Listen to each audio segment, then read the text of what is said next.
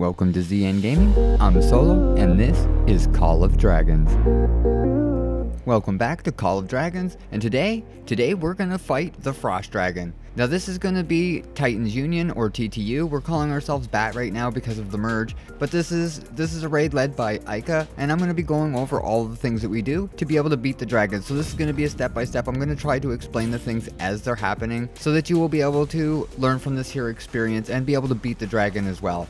It changed a few times. There was an update, and then they changed the update back so that it wouldn't be so hard. So this is after all of that changes have been made, and this is the dragon at the end of season 2 for server 255, 256, 254. But before I waste any more time, let's just jump right into it. Okay, we're getting ready to start, and some of the first things we're going to want to do is we want our tank to run in first and get the dragon's attention. Now, you're not supposed to attack until the dragon turns. Another thing to have is if you have mages, you want them placed at the back right and left corner. This is going to be the hardest spot to kill the acolytes at the end, so this is a good spot to focus for. And you see the tank runs in. You do not want to attack. You want to hold. You want to wait. They started early. They shouldn't have started early. You want to make sure that the dragon turns first so that it doesn't come towards your team and kill all your players. But it did work out for us here. He did Argo the dragon, which is good for us. Now the first phase, we're just going to want to do damage until the tank can switch tanks, or until the stage actually changes. So you can see here it did turn, but he taunted it and got the dragon's attention. Now I'm going to try and go for the back acolytes. I did get the one, and I'm going to try and go to the other one. The mages have the farthest reach, so I definitely suggest the mages being in the back corners. Somewhere along the middle, where I'm standing right now, is a good spot where you can get both of the acolytes at the back with only just a small amount of walking. Another thing is, these here blue rings, all these here people put the blue rings in bad spots because, well, they got the blue flashing screen and didn't walk back. When you get this here flashing screen, you'll want to walk back. I didn't get one, so I didn't get a good example of what to do when you do get it. I do get one here later on, and it's just really hard to walk it away from your group, but make sure you don't put it in the middle of your group. If you put these here blue circles in the middle of your group, you're killing your whole group. So for that phase, you have to be very careful to make sure that you move to the back. After this here phase, we're going to kill these here acolytes again side to side. And you can see my placement here is really good for a mage where I can hit both with only a small amount of walking. And you see these here walking away? Perfect. They put the blue circles to the outside, and that's going to prevent us from dying when the next stage starts.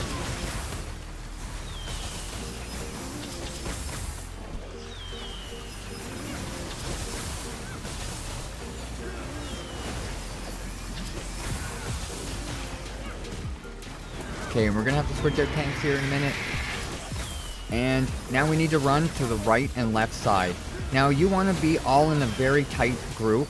And there's going to be a signal here when the dragon puts a piece of ice up in the air. It's going to break off into pieces and go side to side. Here it is, see? That there, and then it's going to go side to side. You want to start walking forward now, just before it hits the ground. And if you're all in a group, it will leave the blue circles will stay behind. But you can see here, we're trying to follow the leader. We're walking slow so that all the circles stay at the far back. Now this here will just give us a clear spot in the middle so we can run up. The dragon's going to do its damage from the air, and then it's going to drop down, and it's going to drop heal stones next. Now these are very important. You want to make sure that you let the tanks get them first. In this here first phase, we actually didn't wait for the tanks. I made this here mistake. I run right over. There is 2 tanks here, but we should have waited for the one other tank to come over. They needed to heal. But we ended up getting lucky. At least 1 or 2 tanks did get in for this. I realized last moment, and I started to walk away from it because they were saying in Discord, we're all in Discord, they were saying, like, wait for the tank, wait for the tank. The next thing I'm going to do is acolytes, and you see these here blue circles? They walked away. They walked away, they put them out away from the group. This is really good. This was a really good go.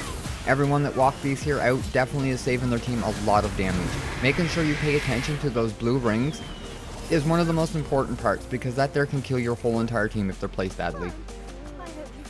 Now when this here ice phase goes off, it's at a certain distance. You want to make sure you're right on the edge so you can run right back in right away. Or if you're too far out, you can go to the very far outside edge to miss that big damage attack. Now we just want to reposition. We're kind of banana formation so that we're not taking damage, but still far enough away that we can still hit them. The countdown for the acolyte starts. and we want to kill those as quick as we can. So we saved our artifacts. We saved the artifacts for them. I ended up taking the magic bomb with me because I didn't have any other good artifacts to use, and I got the blue ring, and I just run as far as I could. I tried to place it on another blue ring, but I couldn't in time, and now I'm going to have to reposition away from that ring. It was good enough away from my team that at least they won't get hit, but it did limit the places that we could run. I should have went over to the other side where all the rings were and tried to place it on one, took the damage. I think that would have been worth it, but it didn't end up getting in our way, so I think that's a really good step. Just making sure the blue rings aren't where your team are going to need to go. And try to avoid them. When this here move, it sucks in all the blue rings.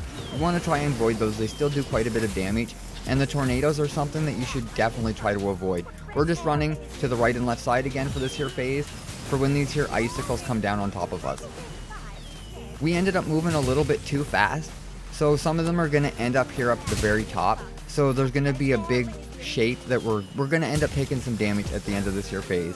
But it still did go fairly good. These ones here that are walking away from the group cause us a lot of problems. You should never walk away from your group. You should have stayed with your group so that they're all in a line, so that we have more space to move around. So that is one mistake we did make a few times. We put the blue circles out here because if you were wandering out, because they didn't want to take the damage of walking through them. Just sacrifice it, just walk through, keep all the rings at the back. It's very important. And again, with the heal stones, you want to make sure you wait for your tank. We didn't wait for the tank one time and it did kill us. So that is something that I believe is very important also, is to make sure that your tank is getting the heals.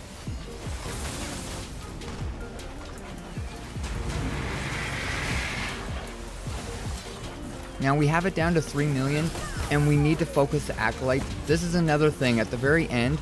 Stop doing damage. Kill those acolytes first. They are doing so much damage to your team. Make sure if you have a blue ring around you, run and kill those acolytes as fast as you can. At the very last phase, we struggled with it quite a bit. This here circle here that we have to go in, I ended up going all the way out and running out because the damage is done in just a moon shape here, so you can avoid it by going out of the circle or into the circle. The only problem with being out of the circle is it took me a while to get back to do damage, but if it's get hurt and take too much damage and lose too much troops and not be able to do enough damage, I think is worse than not being able to do damage for a few more seconds while you're walking in. And here we go, we're almost done. This is the last phase. We're just doing full damage. Now the problem here is the acolytes, they live too long. We didn't focus them, we were just focusing damage. I do believe we should have focused the acolytes like normal, but we were so close that if you would have had any more damage, if you had 400 or 500 more K, definitely focus the acolytes. And there it is, that was the win. GG's. It isn't very hard of a boss to do. Once you know the mechanics and you walk around, as long as you're not killing your team, it's actually not a very hard boss. I think the mechanics for the Hydra are still much harder, but there we go. That's how we did the dragon. We just used the simple mechanics. We tried to just change it up with the stages. We stayed to the left and right for that one stage and just walked in the slow group all the way to the middle. We found that helped us out quite a bit. I hope this here helps you out, but that's it for this one here. If you think I forgot or left something out, definitely leave it in the comments below. And if you like or found the video helpful, hit the thumbs up and get subscribed for more content. Thanks for watching.